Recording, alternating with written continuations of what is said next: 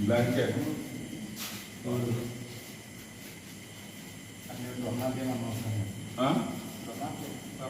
Kapur hospital. থাকিব লাগে Sitting counter. ইয়াত কোনো নাই ক'ত কি আছে ইয়াতে কোনো নাৰ্ছ নাই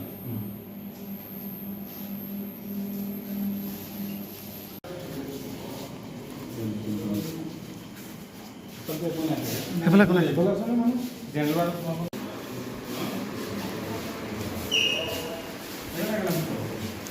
ডক্টৰ চালে ଆପଣ মেডিচিন দিছে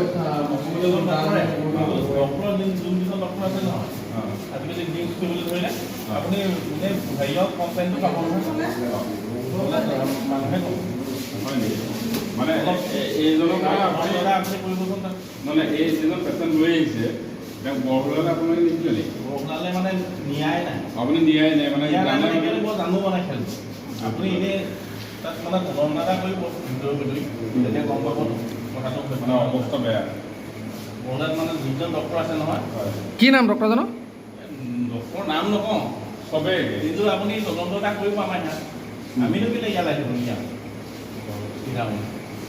মানে এজন পেচেণ্ট বৰহোলাতে তেওঁ ট্ৰিটমেণ্ট পাব লাগে আমি ধৰক ইয়ালৈ নাহি আমি বৰহোলাতে ট্ৰিটমেণ্ট পাব লাগে চাব কিন্তু পোৱা নাই সেইটো চাৰ্ভিছ মানে আমি পোৱা নাই মই আজি বহুত মানে আপুনি গাঁৱত সুধিব পাৰিব বহুত পেচেণ্ট আনো গাড়ী আছে ন বহুত পেচেণ্ট আনো মই মানে কি হ'ল আমি ইয়ালৈ আহিব লাগে কেলৈ ইমান ওচৰতে আছে ওচৰতে সেইটো হেৰি হ'ব লাগে ব্যৱস্থাটো হ'ব লাগে ইয়াত ডাক্তৰ পাইছে ইয়াত পাইছোঁ ইয়াত ধুনীয়া চাৰ্ভিছ পাইছোঁ তাতে পোৱা নাই আপুনি সেই তদন্তটো কৰিব বিধায়ক মই তাতে ভাল লাগিছে আপুনি যেতিয়া নাই নাই মই পেচেণ্ট এজনো মোৰ চিনাকি পেচেণ্ট এজন আছিলে মই তেওঁক খবৰ ল'বলৈ আহিছিলোঁ তাৰপিছত মই বোলো এবাৰ খাই যাওঁ কেনেকৈ আছে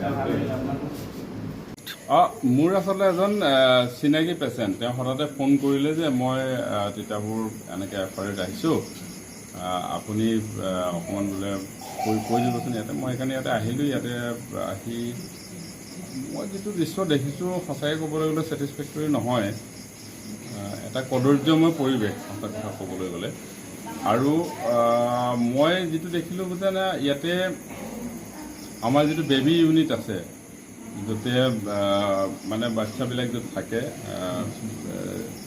তাতে নাৰ্ছিং যিটো ষ্টেচন তাতে মই এগৰাকী নাৰ্ছ নেদেখিলোঁ আৰু ইয়াতে চিকিৎসকৰ যিটো মই দেখিলোঁ হয়তো এজনে চিকিৎসক আছে নেকি এতিয়া চাগে সম্ভৱ ৰাতি আৰু তেওঁ কোনটো ডিপাৰ্টমেণ্টৰ হয় মই নাজানো কিন্তু এজনে চিকিৎসক বৰ্তমান আছে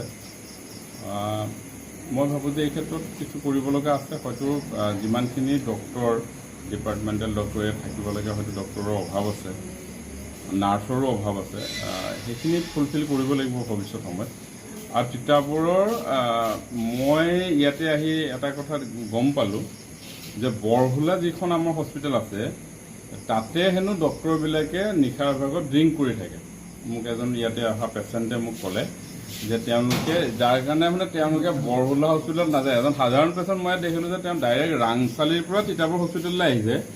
মই সুধিলোঁ কি হৈছে, কৈছে যে নহয় পেটৰ বিষ।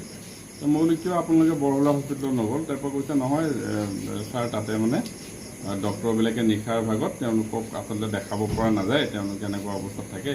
আমি সেইকাৰণে বৰহুলা হস্পিটেলত নাযাওঁ, আমি ডাইৰেক্ট মানে আমি যাতে পেচেণ্টজনক উন্নত চিকিৎসা ভাল চিকিৎসা দিব পাৰোঁ সেইকাৰণে ইয়ালৈকে লৈ আহোঁ। তো মই বৰহুলা হস্পিটেলত খুব সোনকালে মই গৈ আছোঁ, তাতে কি আছে মই এইখিনি চাম।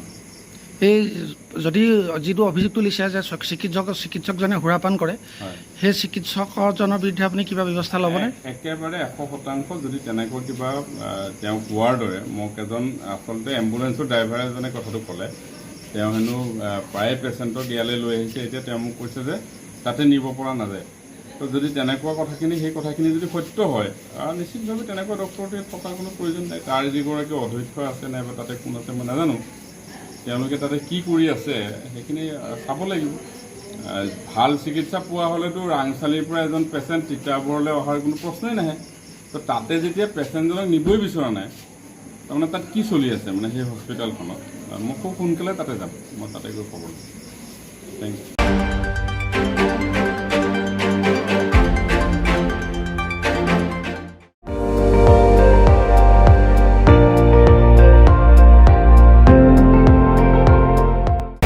আপুনি চাই আছে ND24, সৰ্বশ্ৰেষ্ঠ নহয় সৰ্বোত্তমৰ দৌৰত।